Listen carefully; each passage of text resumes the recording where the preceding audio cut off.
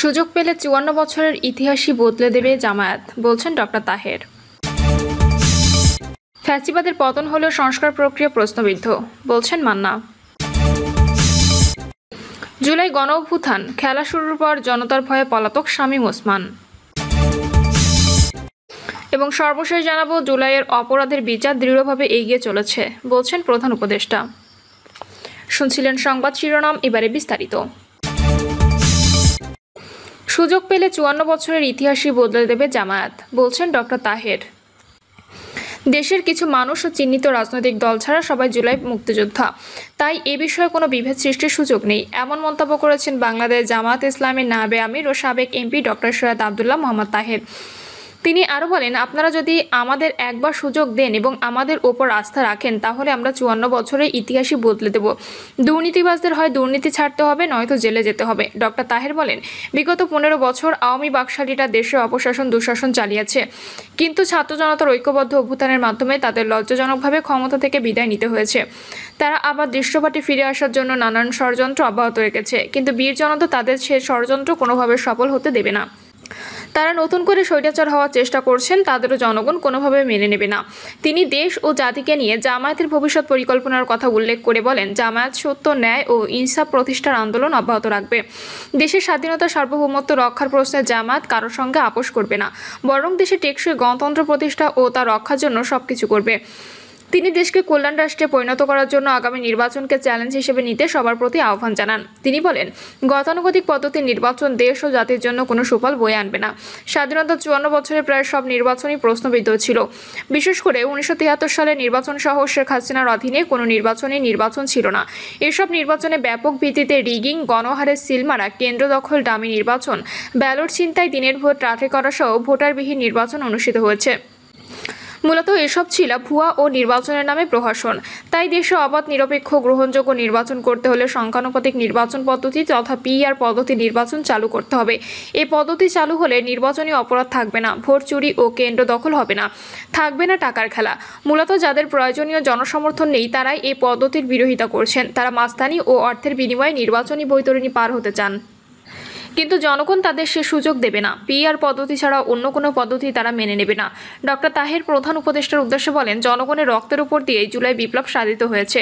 তাদের রক্তের উপর দাঁড়িয়েই আপনি এখন ক্ষমতায়। আপনি বা আপনার পরিবারের কোনো সদস্য আন্দোলনে ক্ষতিগ্রস্ত হননি।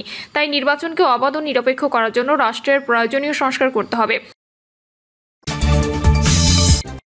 ফ্যাসিবাদের পতন হলেও সংস্কার প্রক্রিয়া প্রশ্নবিদ্ধ, বলছেন মান্না।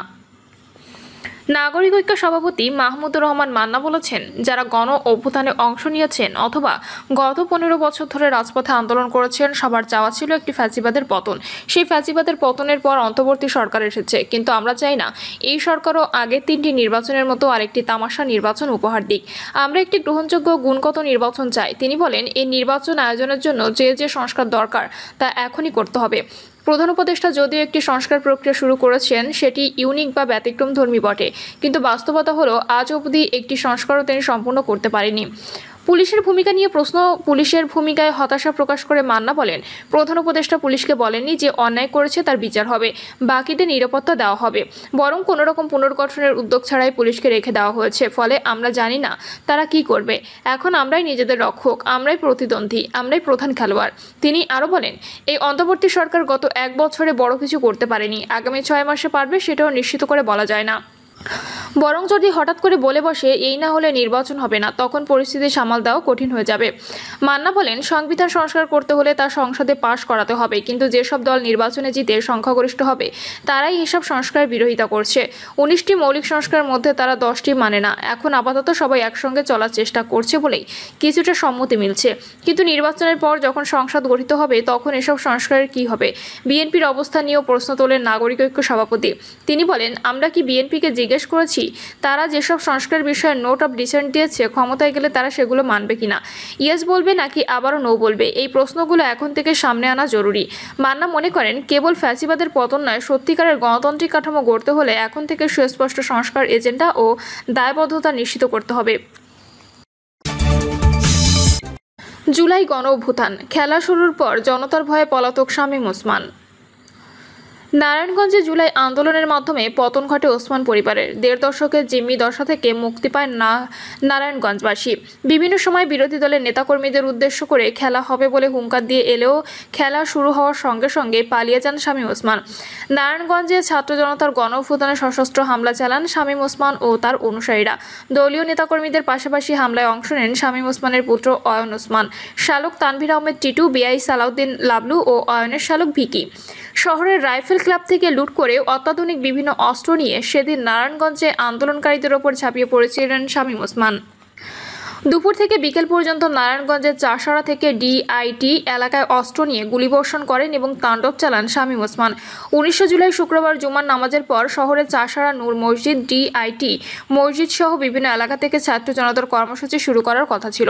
জুমার নামাজের আগেই বঙ্গবন্ধু সড়কে অবস্থিত নারায়ণগঞ্জ ক্লাবের ভেতরে ও নির্মাণাধীন ভবনে অবস্থান নিতে থাকে আওয়ামী লীগের সশস্ত্র ক্যাডাররা। জুমার নামাজ শেষ হওয়ার কিছুক্ষণ আগে সেখানে উপস্থিত হন শামীম ওসমান ও তার পুত্র অয়ন ওসমান। এদিকে ডিআইটি এলাকা থেকে জুমার নামাজ শেষে আন্দোলনের প্রস্তুতি নিতে শুরু করে ছাত্র জনতা। চাষাড়া নূর মসজিদ থেকেও একটি মিছিল বের হয়ে চাষাড়ার দিকে যেতে থাকে। এমন সময় হঠাৎ নারায়ণগঞ্জ ক্লাবের ভেতর থেকে হামলা চালায় আওয়ামী লীগের ক্যাডাররা।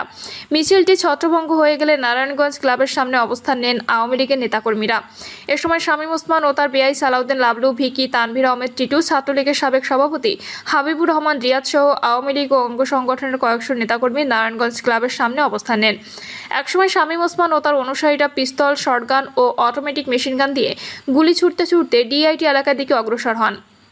এই সময় চাষাড়া থেকে ডিআইটি এলাকা পর্যন্ত চলমান এই সংঘাত ও গোলাগুলিতে সামনে থেকে নেতৃত্ব দেন শামীম ওসমান। এ সময় শহরের আলী আহমেদ চুনকা পাঠাগারের সামনে আওয়ামী লীগের কিছু নেতাকর্মী কোণঠাসা হয়ে পড়লে বাহিনী নিয়ে অগ্রসর হন শামীম ওসমান। এক পর্যায়ে শামীম ওসমানকে অটোমেটিক রাইফেল নিয়ে চুনকা পাঠাগারের সামনে মহড়া দিতে দেখা যায়। দিনভর সংঘর্ষের পর সন্ধ্যায় পিছু হটে শামীম ওসমান ও তার সশস্ত্র ক্যাডাররা।